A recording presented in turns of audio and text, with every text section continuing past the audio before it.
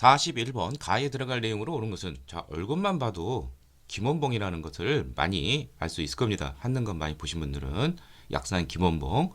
자 이번에 활동 유명한 거 의열단 황포 공관학교 졸업하고 조선혁명 간부학교 세우고 그 다음에 1935년 민족혁명당 결성하고 1938년 바로 중국 관내에서의 최초의 한인 무장 부대인 조선 의용대를 결성하게 되었습니다.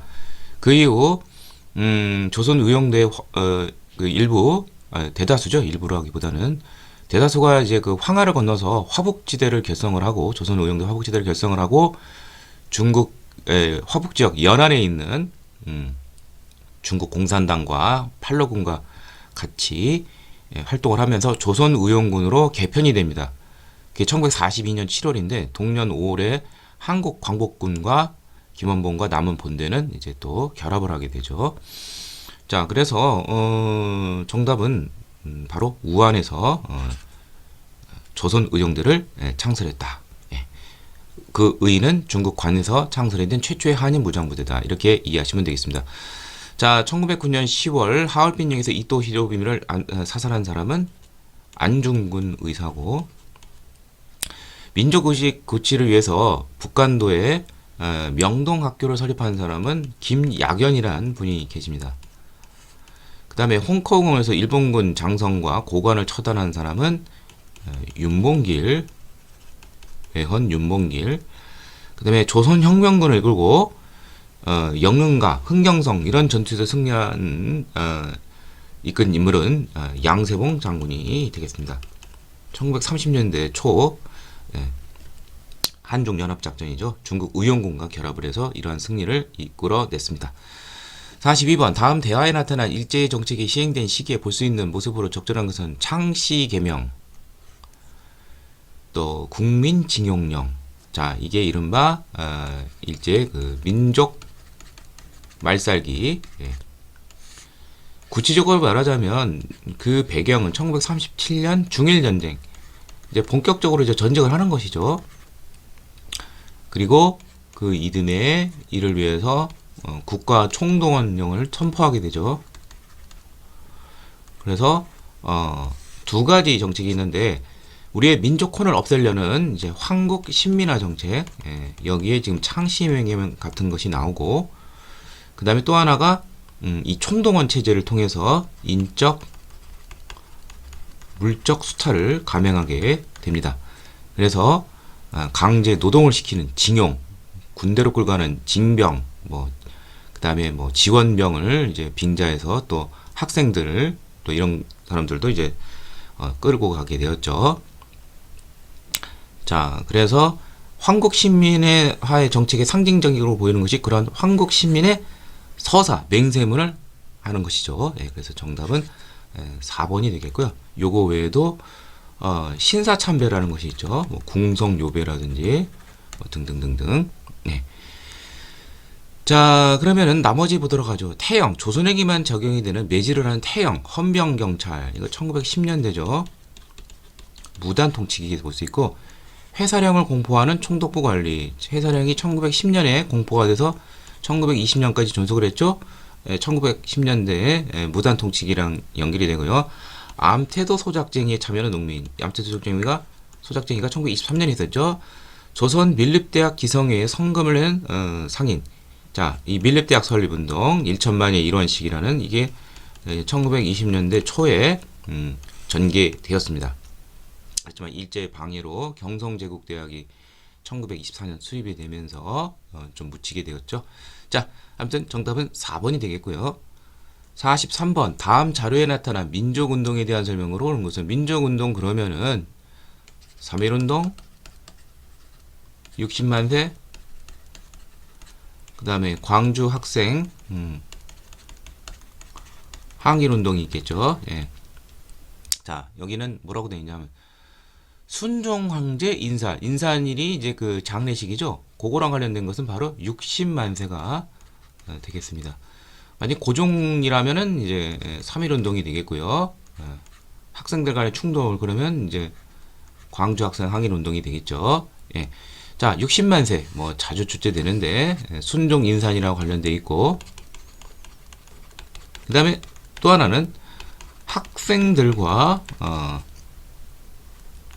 좌익, 사회주의, 그 다음에 천도교 이런 세력들이 이제 같이 이제 동시에 추진을 했는데 좌익 쪽은 이제 발각이 돼서 추진이 되지 못했지만 학생들과 나머지는 이제 계속해서 이제 진행해 나가게 됐습니다. 따라서 이것은 우리가 이념과 어떤 그러한 여러 가지 그러한 것을 넘어서서 함께 일제에 대항하자는 민족유일당 운동 후에 이제 신간의 창립과 관련이 되어 있죠. 자, 그래서 정답은 바로 3번이 되겠고요. 자, 나머지 보도록 하죠. 대한민국 시정부 수립에 영향을 준 것은 3.1운동이죠. 자신감을 얻게 되죠. 신간의 중앙본부가 진상조단을 파견해서 그 운동을 부채질하는 것은 바로 광주학생항일 운동이죠. 그 다음에 한국인 학생과 일본 학생 간의 충돌이 생긴 거, 이것도 역시 광주학생항일 운동이고, 일제 통치 방식이 이른바 문화 통치로 바뀌게 되는 거, 역시 이것도 3.1 운동이 되겠고, 뭐 하나 더 하자면 3.1 운동은 해외 민족 운동, 오사 운동이라든지 인도의 반영 운동에 영향을 주었다, 이렇게 정리하시면 되겠습니다. 44번 밑줄근 이 단체에 대한 설명으로는 무슨, 자, 이봉창이 이 단체에 입단했다. 이거 뭐 보나마나 뭐 윤봉길, 이봉창 다 김구가 이끄는 한인애국단 소속이죠. 예. 그래서 정답은 1번이 되겠고요. 당시 이제 김구가 이끄는 임시정부가 상당히 좀 침체기였고, 당시 그 만부산 사건 등 그 중국인들의 그러한 한국인의 조선인에 대한 그 감정이 안 좋은 터에 이러한 쾌거를 이루면서 당시 중국 국민당 지도자인 장개성이 이것에 감명을 받아서 임시정부를 적극 후원하게 되었습니다. 자, 조선혁명 선언을 활동 지침으로 하였다. 신채호가 작성한 조선혁명 활동 지침으로 활동한 단체는 바로 의열단이죠. 민중이었던 폭력혁명을 정당화하고 있습니다. 김상옥, 김익상 등이 단원했다. 역시 의열단이죠. 김상옥은 1923년 종로경찰서에, 김익상은 1921년 조선총독부에 폭탄을 투척을 했죠. 복벽주의를 내세우며 의병전쟁을 준비했다. 이거는 임병찬이 조직한, 바로 고종의 밀지를 받아서 조직한 독립의군부가 되겠습니다. 1910년대 비밀결사 형식의 항일단체이죠. 1912년 조직이 되었고요. 신흥무관학교를 설립하여 독립군을 양성하였다. 서간도 삼원보 지역에 신민회 회원들이 대거 집단 이주하게 됩니다. 뭐 이시영, 이회영, 석주, 이상용 등등등등. 그래서 단체로는 경학사, 학교로는 신흥강습소, 이게 신흥무관학교로 바뀌게 되는 것이죠. 예. 자, 그래서 정답은 1번이 되겠고요. 45번 다음 자료가 발표된 시기를 연표해서 옳게 고른 것은 조선의 민주독립을 보장한 3상회의, 그 모스크바 삼국외상회의죠. 의 결정에 의한 남북을 통한 좌합적으로 민주주의 정부를 수립할 것. 그러면 이제 모스크바 삼국외상회의 이후가 되겠네요. 뭐 턱 봐도 뭐 정답은 뭐 이제 나 아니면 이제 다가 되는데, 자, 친일파 민족반역자를 처리할 본 합작위원회, 그렇다면 이건 합작이란 말이 나오는 위원회는 좌우합작위원회가 있죠.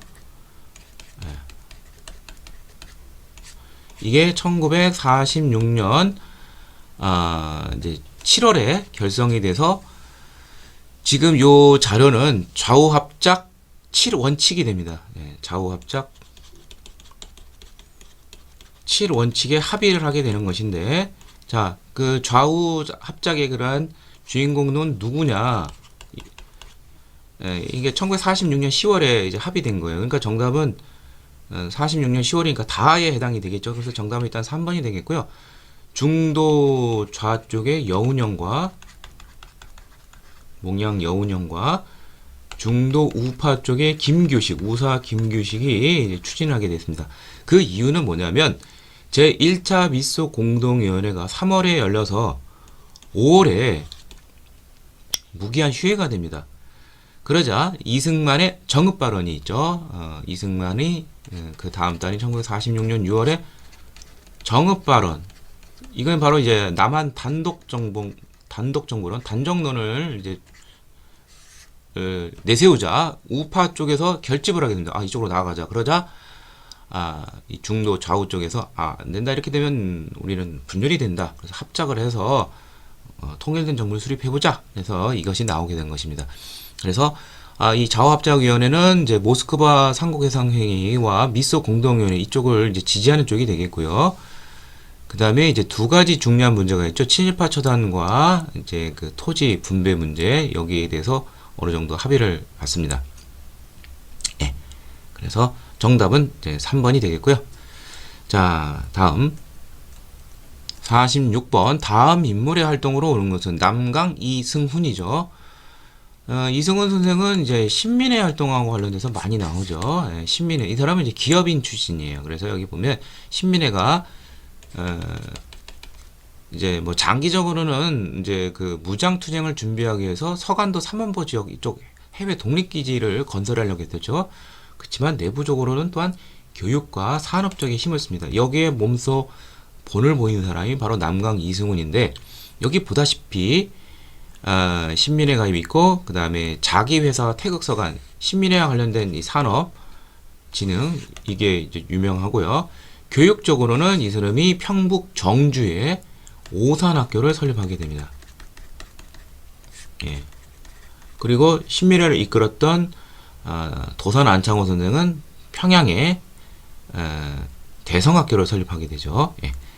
자, 그래서 정답은 오산학교. 정답은 1번이 되겠습니다.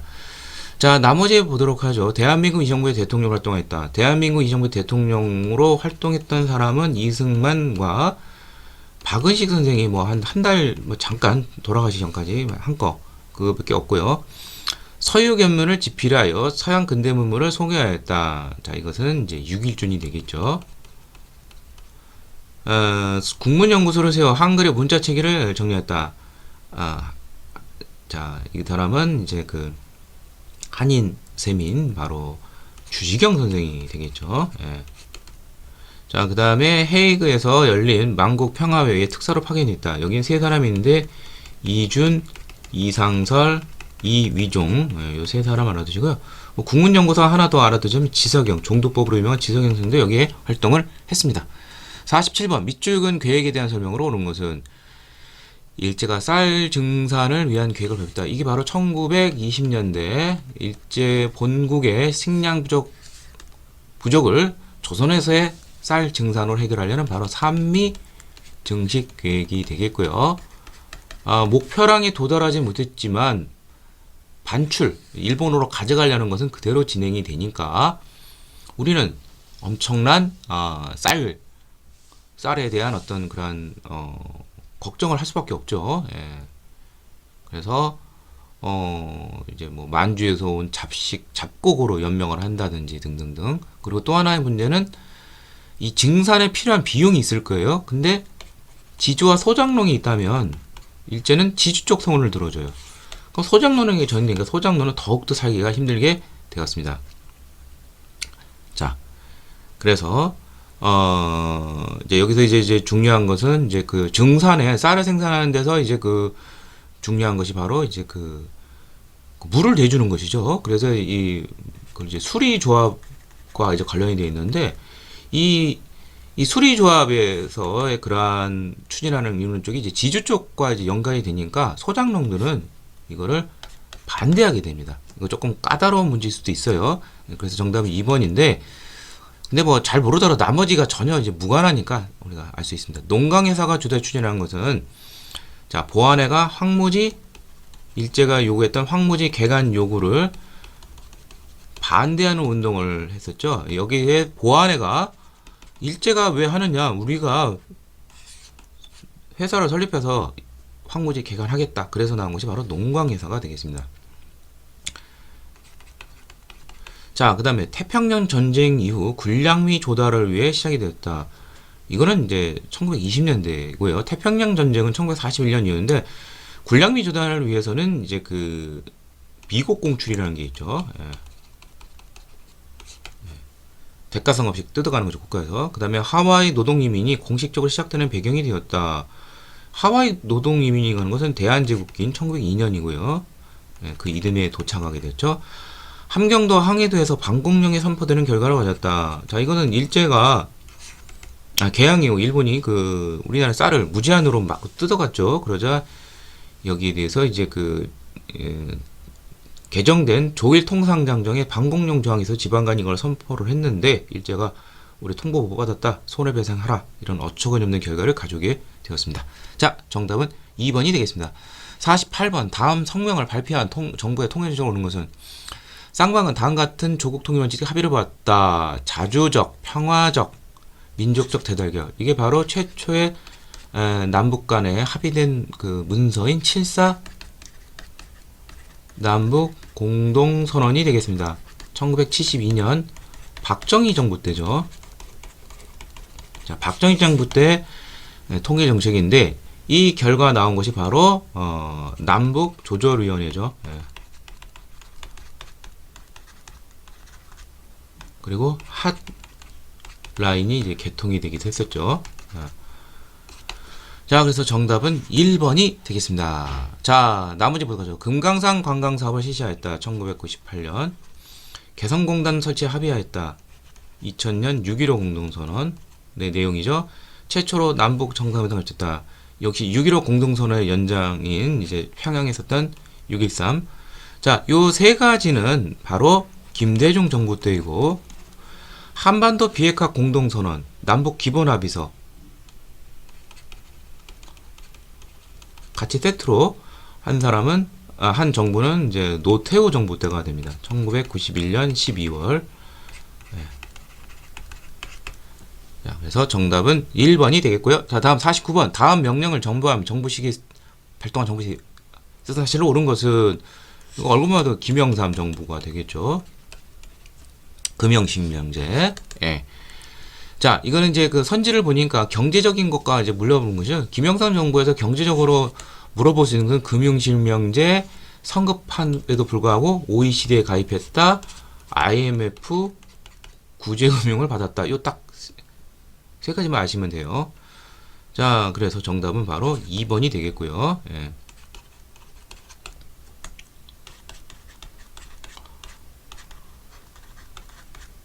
성급하다는 건 IMF 덴서리를 그 이름에 맞았기 때문에 그렇습니다. 자, 제1차 경제개발 5개년 계획이 추진이 되었다. 1962년부터 시작이 됐죠. 박정희 정부 때부터죠. 미국과 자유무역협정 FTA를 체결했다고 노무현 정부가 되겠고, 제 협상에서 이명박 정부 때 확정됐고, 제2차 석유 파동으로 경제 불황이 심해졌다. 1차 석유 파동은 다 이제 박정희 정부 때입니다. 그 중에서도 이제 2차 석유 파동은 1978년에서 조금 오래 갔어요. 이때까지 있었는데,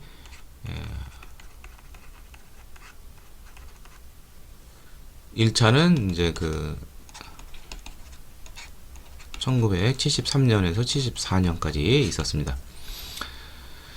원조 물자를 가공하는 303, 세 가지 하얀 거, 제분, 제당, 그 다음에 그 쌀이, 밀가루가 제분, 제당, 그 다음에 뭐 생각이 하나 안 나네요. 하여튼 이거 300산업 세 가지. 그러니까 일종의 그 원료와 관련이 된 것이죠.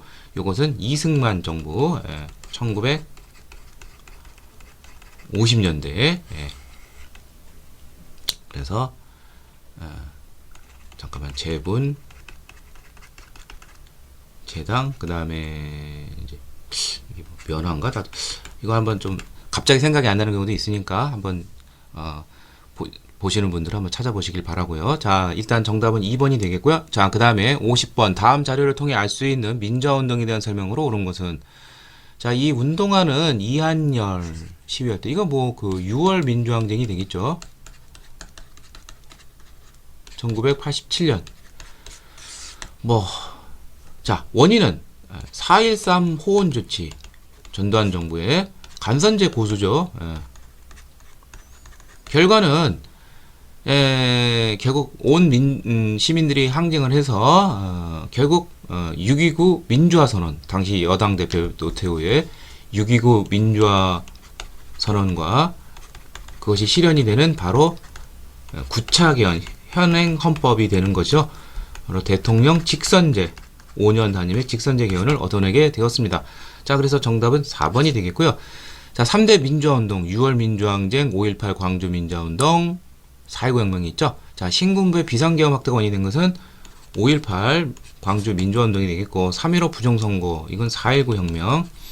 관련 자료가 유네스코 세계기록유산에 등재됐다. 5.18 국민들의 요구에 굴복하여 대통령이 하야하는 결과를 가져왔다. 이거 4.19죠. 이승만 대통령 하야.